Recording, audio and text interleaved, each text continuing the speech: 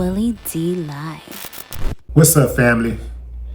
We are all waking up every single day, literally doing the best we can.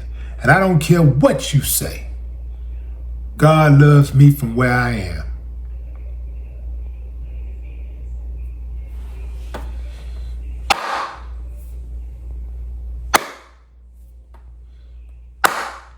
I ain't got no problem with that. I wish I could take credit for that quote, but that's Tyrese.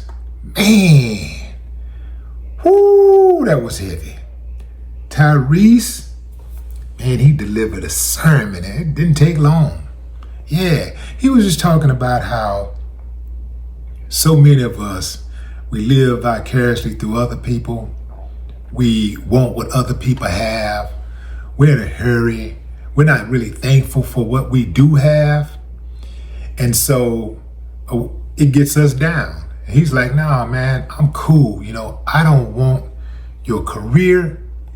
I don't want your wife. I don't want your songs. I want what God has for me. He said, you may have figured some things out faster than me.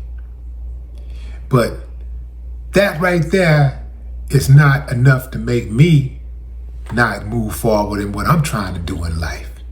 You know, obviously I'm paraphrasing it because he said a lot.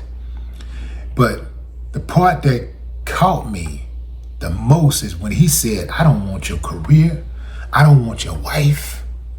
I don't want your songs. I want what God has for me.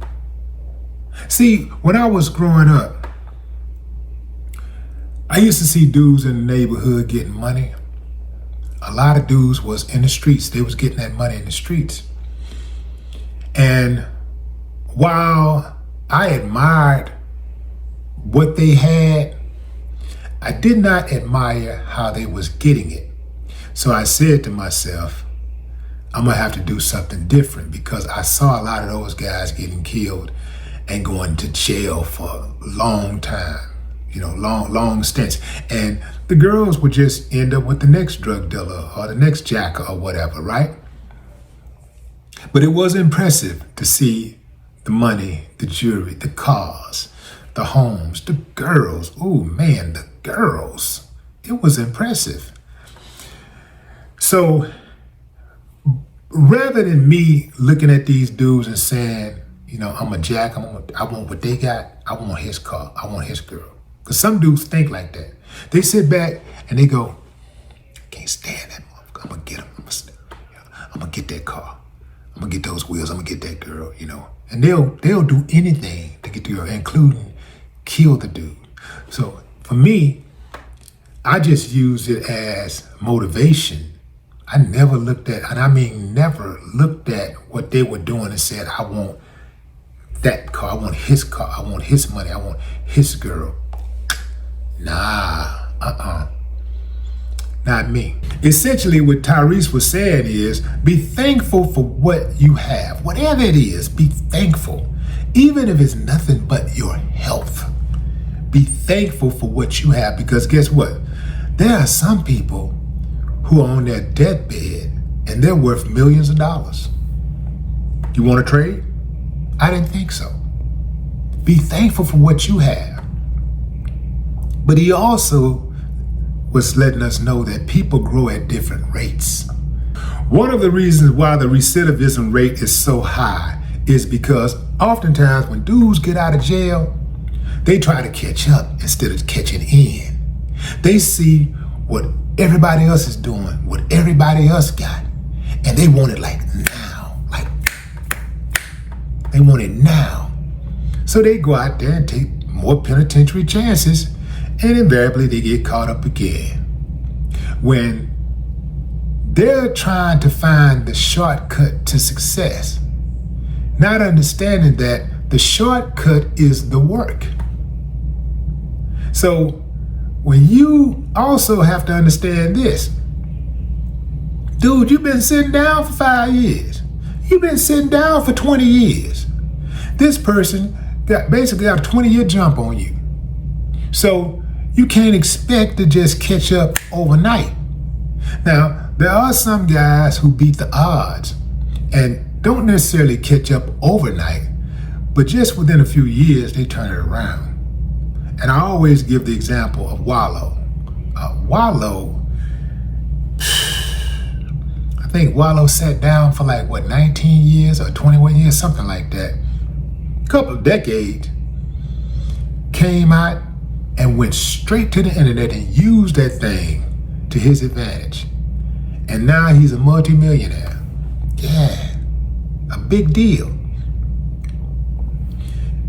If you are not grateful for what you have, fam, you might get that taken away.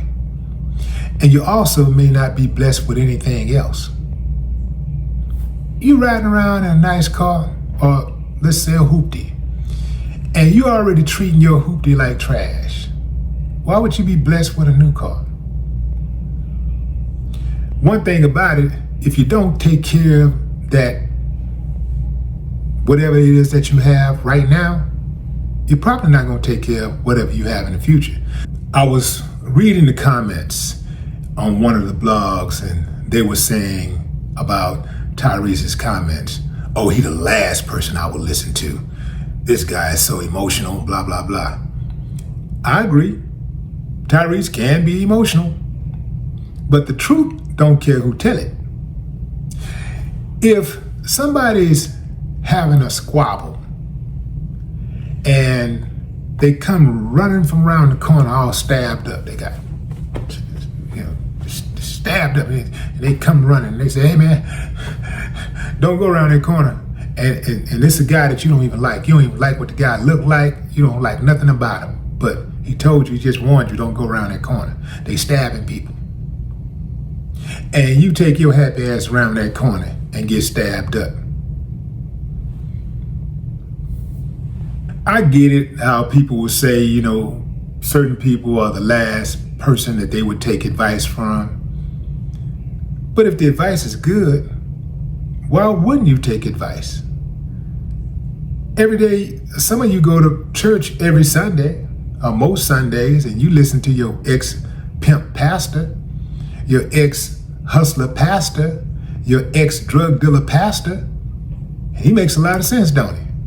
Sometimes experience is the best teacher, but most of the time, other people's experience is the best teacher, because you don't have to make the same mistake that they made if you have an open mind. But what say you, fam? Drop a comment. I'd love to hear your thoughts. No more talk.